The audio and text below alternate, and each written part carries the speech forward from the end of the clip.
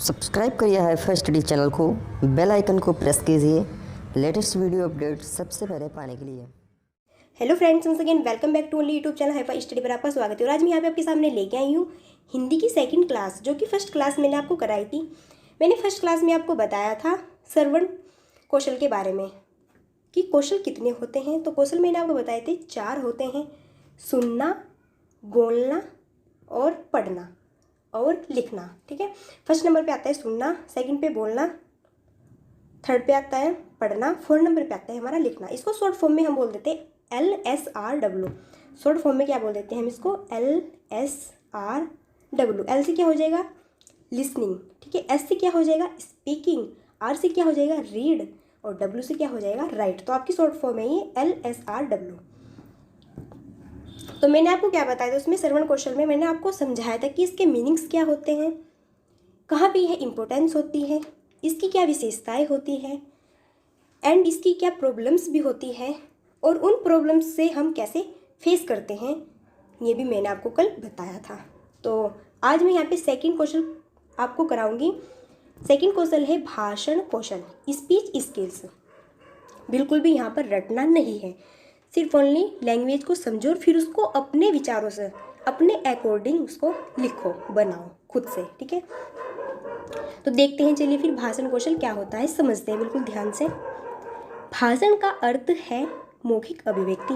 बिल्कुल क्या होता है, जब हम स्पीच देते हैं तो मौखिक ही तो देते हैं स्पीच, या फिर देखकर थोड़ा नहीं देते स्पीच देते हैं, अपने मन से निकालते हैं। जो भी हमारे मन में हमारे विचार भाव होते हैं उनको हम उत्पन्न करते हैं, तो उसी को हम क्या कहते हैं? मौखिक अभिव्यक्ति। अंग्रेजी में इसे स्पीकिंग या स्पीच कहते हैं। सबको बताया कि अंग्रेजी में हम बोलने को क्या कहते हैं? स्पीकिंग या फिर स्पीच कहते हैं। ठीक है, जब छात्र अपने विचारों एवं भाव को स्पष्ट रूप से प्रकट करने का प्रयास करता है तो उसे भाषण कौशल का सहारा लेना पड़ता है। यहाँ पे बताया कि जब स्टूडेंट्स अपने विचारों एवं भाव को प्रकट करता है तो उसे भाषण कौशल का सहारा लेना पड़ता है। बिल्कुल, जब वह मौखिक अभिव्यक्ति अपनाएगा तो वह क्या करेगा? अपने विचारों को, भाव को दूसरों के सामने प्रकट करेगा, उनको बोलेगा, स्पीच देगा अपनी। तो उसी को हम क्या कहते हैं? उसी को हम भाषण कौशल कहते हैं। फिर भाषा कौशल के आधार पर ही उनकी अभिव्यक्ति का मूल्यांकन किया जाता है। तो भाषा कौशल के आधार पर ही उनकी अभिव्यक्ति का मूल्यांकन किया जाता है। किसके आधार पर? भाषा, लैंग्वेज के आधार पर। ठीक है, जब एक छात्र सस्वर एवं धारा प्रवाह रूप में बोलते हुए अपने विचारों को प्रस्तुत करता है तो यह माना जाता है कि उसमें वाचन कौशल की योग्यता है। यहाँ पे बताया गया है कि जब छात्र क्या करते हैं?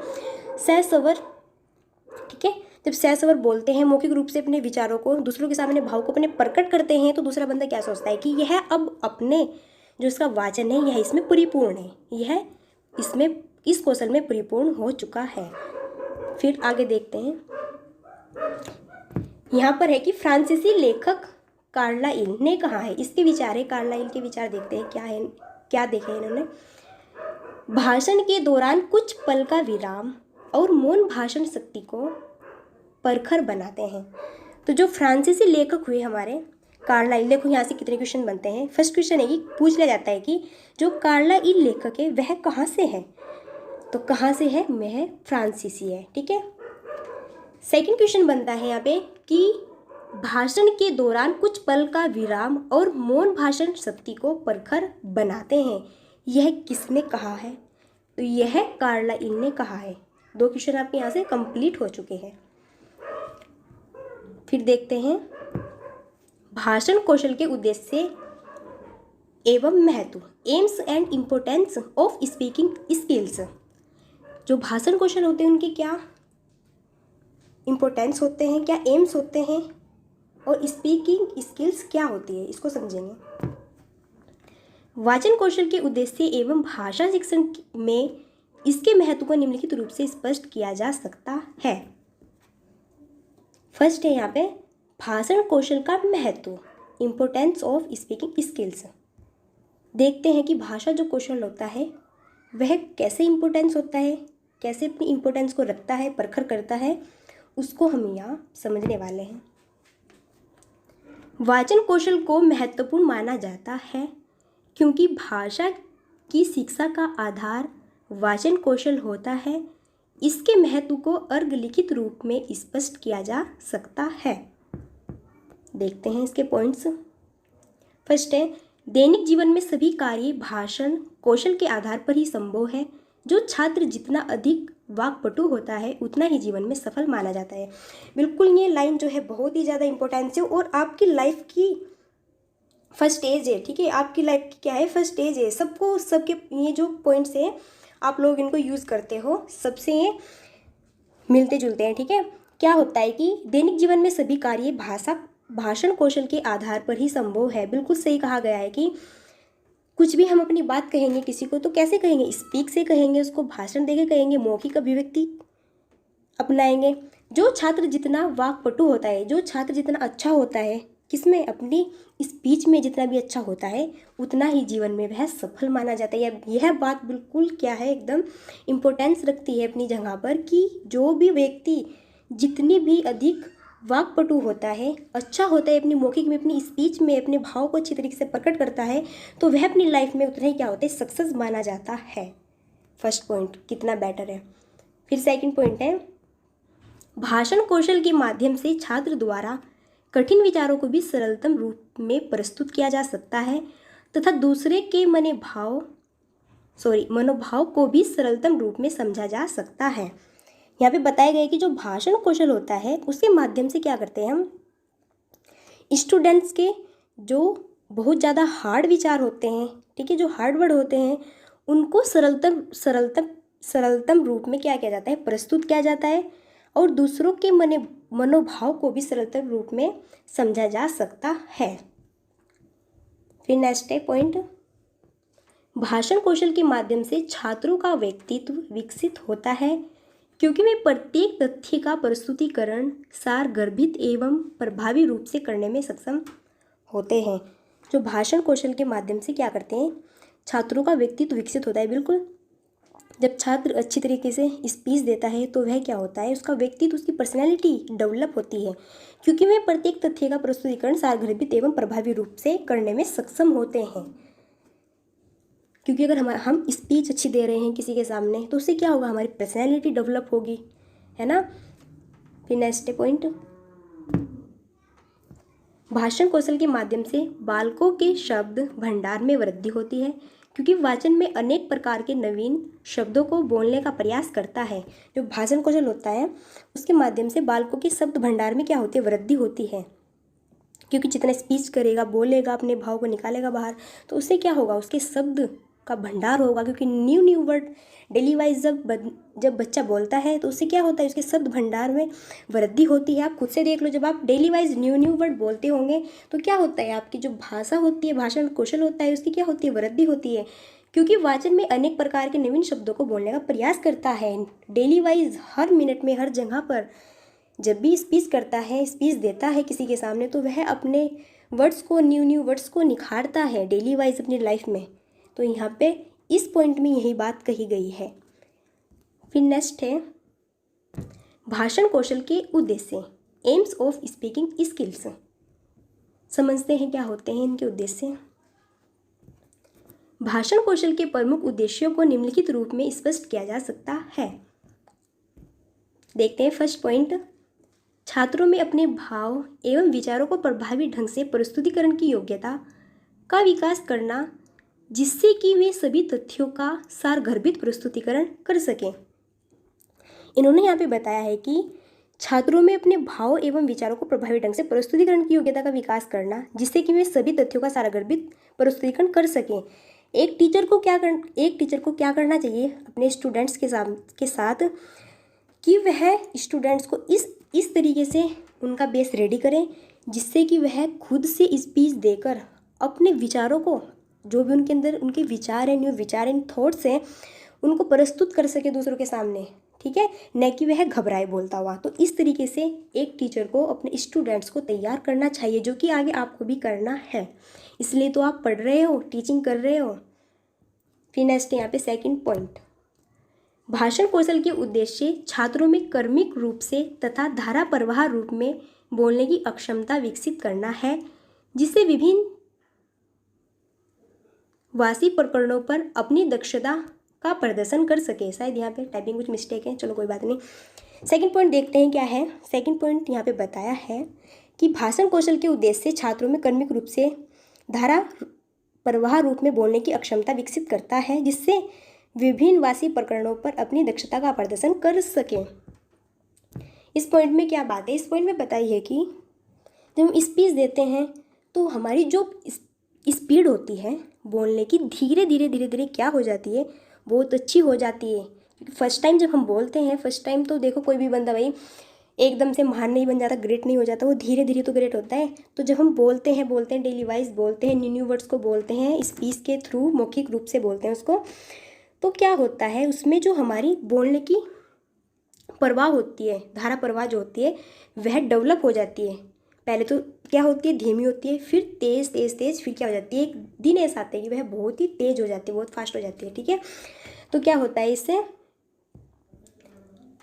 भाषण कौशल के उद्देश्य से क्या होता है, हमारे बोलने की जो अक्षमता होती है वह बहुत तेज़ी से डेवलप हो जाती है। सबसे मेन इसका यह उद्देश्य है। फिर नेक्स्ट है, छात्रों में संकोच एवं झिझक को दूर करके आत्मविश्वास की भावना जागृत करना तथा जिससे भाषा के अनेक प्रकरणों पर धारा प्रवाह रूप में आत्मविश्वास के साथ बोल सकें।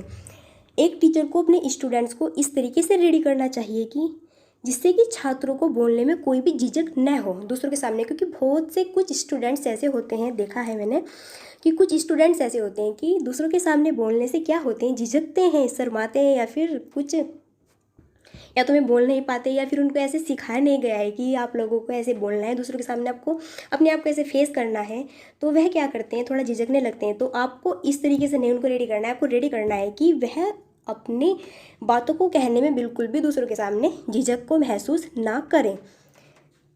फिर है यहाँ पे इन्होंने बताया कि भाषा के अनेक प्रकरणों पर धारा प्रवाह रूप में आत्मविश्वास के साथ बोल सकें।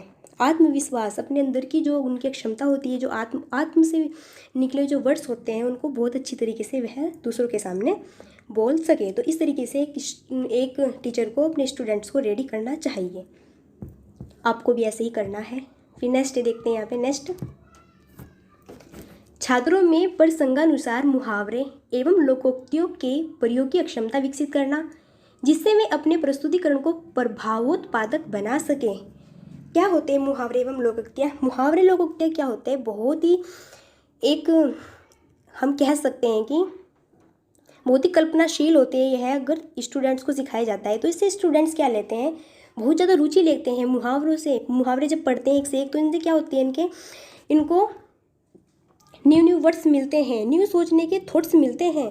मुहावरे और लोकोक्तियाँ आपने पढ़ा होगा तो एक से एक होती है ना, तो उससे क्या होती है, उनकी अक्षमता डेवलप होती है, जिससे वे अपने प्रस्तुतिकरण को प्रभाव रूप से बना सकें, डेवलप कर सकें। ठीक है, दूसरों के सामने। तो टीचर को ऐसे फेस करना चाहिए स्टूडेंट्स को। श्योर कि आप लोगों की समझ में आ गया होगा। अब देखते हैं जब उसके इतने लाभ हुए, विशेषताएं हुए, तो वही कुछ समस्याएं भी होंगी, है ना। तो चलिए अब देखते हैं इसकी कुछ समस्याएं। भाषण कौशल संबंधी प्रमुख समस्याएं, speaking skill related main problems. अब समस्याएं भी आएगी कुछ, देखते हैं क्या होती है। चलिए समस्याएं। भाषा कौशल के विकास में अनेक प्रकार की समस्याएं भाषा शिक्षक द्वारा अनुभूत की जाती है। इन समस्याओं के कारण ही भाषण कौशल का विकास संभव नहीं हो पाता है। इसलिए छात्रों में सर्वप्रथम भाषण कौशल के विकास हेतु उनके मार्ग की बाधाओं को जानना तथा उन्हें दूर करने का एक भाषा शिक्षक का प्रमुख दायित्व है।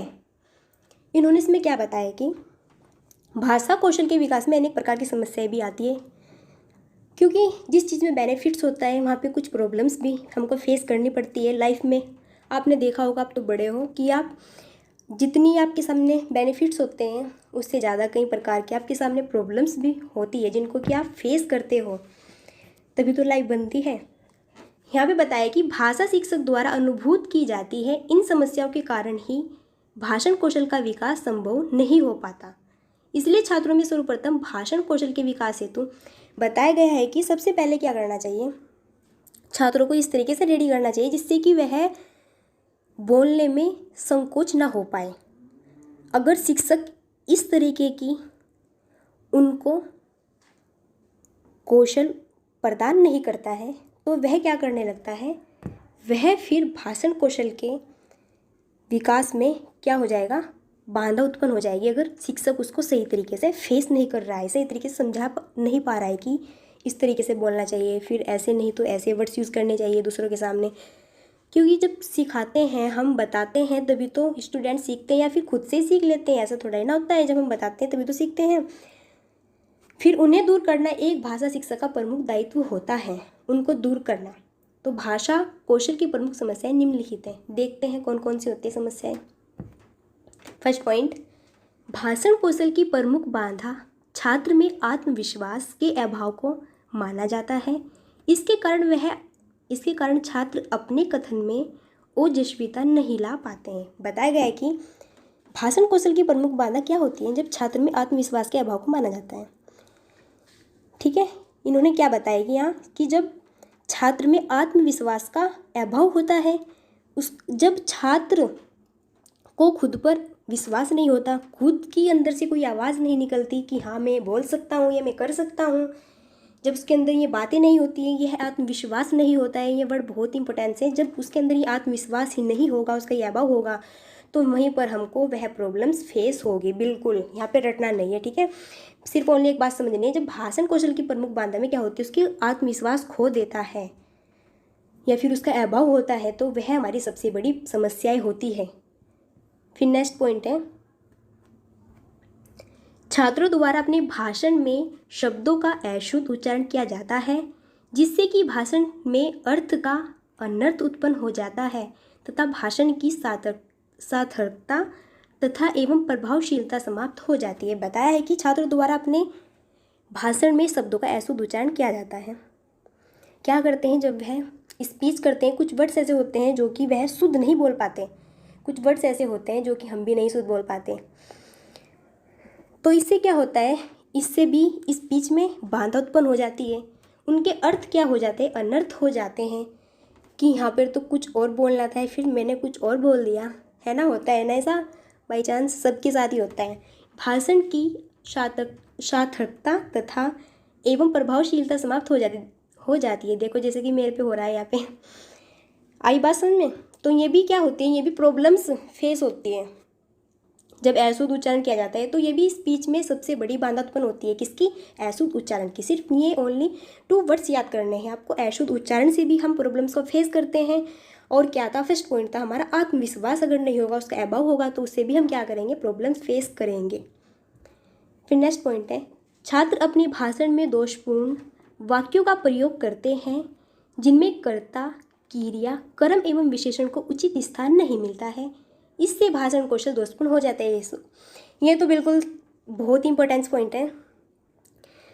अगर देखते हैं हम, अगर देखा जाए तो बिल्कुल शुद्ध हिंदी ऐसी होती है जो कि हम नहीं बोल पाते, हम भी नहीं बोल पाते। यहाँ पे तो छात्र की बात हो रही है, हम भी नहीं बोल पाते, क्योंकि शुद्ध हिंदी क्या होती है, जिसमें कि कर्ता या फिर क्रिया या फिर कर्म विशेषण को बिल्कुल उचित स्थान मिले, जिसको बिल्कुल उचित स्थान मिले वह होता है शुद्ध भाषण।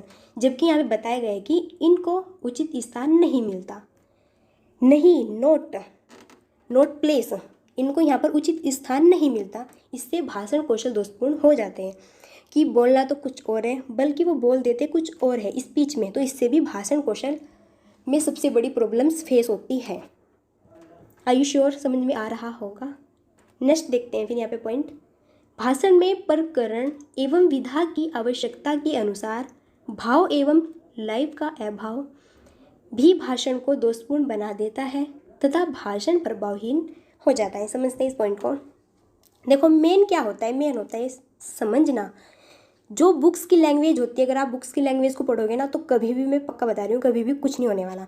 अगर आप बुक्स की भाषा को पढ़कर समझते हो कि इसमें क्या कहा गया है, और फिर उसको अपने अकॉर्डिंग लिखते हो, यही तो पढ़ाते हैं CDB में, मनोविज्ञान में जो चाइल्ड डेवलपमेंट होता है, जब आप उसको पढ़ोगे तो यही तो पढ़ाया जाता है कि उस पर आप खुद की एक्टिविटी करो, खुद की थिंकिंग लिखो, खुद के भाव को लिखो, खुद की अभिव्यक्ति को लिखो। उसी को तो कहते हैं हम बाल विकास, चाइल्ड डेवलपमेंट। तो मैं आपको यही सजेस्ट करूँगी कि आप लोग बुक की लैंग्वेज पे ना जाके अपनी लैंग्वेज पर जाओ। सिर्फ ओनली बुक को देखो, पढ़ो, बट अपनी खुद की लैंग्वेज यूज़ करो एग्जाम्स में। तो चलिए समझते हैं इस पॉइंट को। भाषण में प्रकरण एवं विधा की आवश्यकता के अनुसार भाव एवं लय का अभाव भी भाषण को दोषपूर्ण बना देता है तथा भाषण प्रभावहीन हो जाता है। जब क्या होता है, स्पीच में इनकी प्रॉब्लम्स फेस होती है तो इसके अकॉर्डिंग भी हम अपनी स्पीच को क्या बना देते हैं, प्रभावहीन बना देते हैं। तो भाई जब समस्या आई थी तो अब इनको सुलझाएंगे भी, है ना। चलिए देखते हैं भाषण कौशल के विकास के उपाय एवं समस्याओं के समाधान। Measures and solution of problems of development of speaking skills. भाषण कौशल के विकास में भाषा शिक्षक एवं विद्यालय व्यवस्था की महत्वपूर्ण भूमिका होती है। ये तो लाइन आती है, फर्स्ट पॉइंट देखते हैं यहाँ पे, चलो जो मेन है। शिक्षक को भाषण कौशल के विकास हेतु बालक में आत्मविश्वास की भावना विकसित करनी चाहिए तथा उसके संकोच को समाप्त करना चाहिए। टीचर्स को क्या करना चाहिए, स्टूडेंट्स के थ्रू, स्टूडेंट्स के अकॉर्डिंग क्या करना चाहिए कि शिक्षक को भाषण कौशल के विकास हेतु बालक के आत्मविश्वास की भावना विकसित करनी चाहिए। सबसे पहले उसमें आत्मविश्वास जगाना चाहिए कि तुम ये कर सकते हो, तुम ऐसे बन सकते हो, तुम ऐसे बोल सकते हो, तुम ऐसी स्पीच दे सकते हो। तो इससे क्या होगा, उनकी जो अंदर की थॉट्स होते हैं, संकोच होती है, वह क्या हो जाती है, फिनिश हो जाती है, बिल्कुल मर जाती है, समाप्त हो जाती है। अगर एक टीचर अच्छा है ना, एक टीचर स्टूडेंट्स को समझा रहे हैं, पढ़ा रहे हैं कि ऐसे नहीं ऐसे, अपने अंदर इन बातों को भरो, मोटिवेट करते हैं, तो उनमें क्या होती है, आत्मविश्वास की भावना बिल्कुल डेवलप हो जाती है। तो उसके थ्रू भी हम इस प्रॉब्लम्स को क्या करते हैं, सॉल्व कर सकते हैं। फिर नेक्स्ट है, छात्रों को शिक्षक द्वारा उसके भाषण को सकारात्मक रूप में स्वीकार करना चाहिए तथा उनकी त्रुटियों को दूर करने में आत्मीय व्यवहार का सहारा लेना चाहिए। यहाँ पर कहा गया है कि छात्रों को शिक्षक द्वारा उसके भाषण को सकारात्मक रूप में स्वीकार करना चाहिए। सकारात्मक क्या होता है, पॉजिटिव वर्ड्स होते हैं, और नकारात्मक क्या होता है, निगेटिव वर्ड्स होते हैं। तो यहाँ पर बताया गया है कि सकारात्मक, जो टीचर्स के सकारात्मक क्या होते हैं, स्पीच होती है, उनको छात्रों को ग्रहण करनी चाहिए अच्छी प्रकार से। तो उनकी त्रुटियों को दूर करने में आत्मीय व्यवहार का सहारा लेना पड़ता है। नेक्स्ट है, शिक्षक द्वारा छात्रों को भाषण संबंधी प्रतियोगिताओं में भाग लेने के लिए प्रेरित करना चाहिए तथा समय समय पर उनको पृष्ठ पोषण प्रदान करना चाहिए। तो टीचर्स को क्या करना चाहिए, देखते हैं। शिक्षक द्वारा छात्रों को भाषण संबंधी प्रतियोगिताओं में भाग लेने के लिए प्रेरित करना चाहिए। बिल्कुल बिल्कुल बिल्कुल राइट। यहाँ पे बताया गया है कि टीचर्स को क्या करना चाहिए, स्टूडेंट्स में यह भावना जागृत करनी चाहिए कि तुम इस प्रतियोगिता में भाग लो। आपने देखा होगा, आप पढ़ते थे जब, अभी पढ़ते हैं, तो जब कुछ प्रतियोगिता आती है तो टीचर्स बोलते हैं कि सभी बच्चों से कि भाई भाग ले लो, तुम खुद की एक्टिविटी करो, कुछ करो, अपना नाम घुमाओ, है ना, बोलते हैं ना, फर्स्ट आओ, ऐसे ऐसे होते हैं ना, ऐसे थॉट्स होते हैं। तो एक शिक्षक को यह करना चाहिए कि प्रतियोगिता के लिए प्रेरित करना चाहिए भाग लेने के लिए छात्रों को, तथा समय समय पर उनको पृष्ठ पोषण प्रदान करना चाहिए और टाइम टाइम पर उनको क्या करना चाहिए, डेवलप भी करना चाहिए। ठीक है। फिर नेक्स्ट है, छात्रों को भाषण में एक ही शब्द जैसे मतलब तथा एक ही वाक्य के प्रयोग को बार बार करने से जिससे भाषण को प्रभाव उत्पादक बनाया जा सकता है। छात्रों को भाषण में एक ही शब्द जैसे मतलब तथा एक ही वाक्य के प्रयोग को बार बार करने से जिससे भाषण को प्रभावयुक्त बनाया जा सकता है। जो वर्ड्स क्या होते हैं, कुछ वर्ड्स ऐसे होते हैं कि बच्चों को समझ में नहीं आते हैं, तो उन वर्ड्स को आप बार बार उस पर क्या करवाओ, मनन कराओ, देखते हैं कि हो जाएगा तो आ जाएगा। फिर उससे क्या होता है, उससे भी प्रॉब्लम्स को हम फेस कर सकते हैं स्टूडेंट्स की। ठीक है, तो आज के लिए इतना ही रखते हैं, फिर ज़्यादा हो जाएगा तो बहुत बोरिंग से टाइप का हो जाएगा। तो फिर मिलते हैं चलिए नेक्स्ट वीडियो में। और हाँ, अगर आप लोगों को कुछ भी समझ में नहीं आया हो तो प्लीज़ आप मुझे कमेंट में बिल्कुल बता दीजिएगा, फिर मैं नेक्स्ट वीडियो में उसको सुधार दूँगी या फिर उसको सॉल्व कर दूँगी। ठीक है, मैं बता दूँगी कि कैसे। तो प्लीज़ अगर कोई भी प्रॉब्लम्स है किसी को तो कमेंट में बता दीजिएगा। बाकी जो मैंने आपको पढ़ाया है, आप इसको ओनली देखना है, सिर्फ ओनली इसको देखना है और समझना है, फिर अपनी खुद की एक्टिविटी करनी है आपको इस पर, है ना, क्योंकि आप एक टीचर बनने जा रहे हो और फिर आपको भी अपने सभी स्टूडेंट्स को इस तरीके से रेडी करना है जैसे कि मैं आपको पढ़ा रही हूँ, तभी लाइफ क्या होती है, बिल्कुल बेटर होती है। तो चलिए फिर मिलते हैं नेक्स्ट वीडियो में। So thanks for watching, keep study and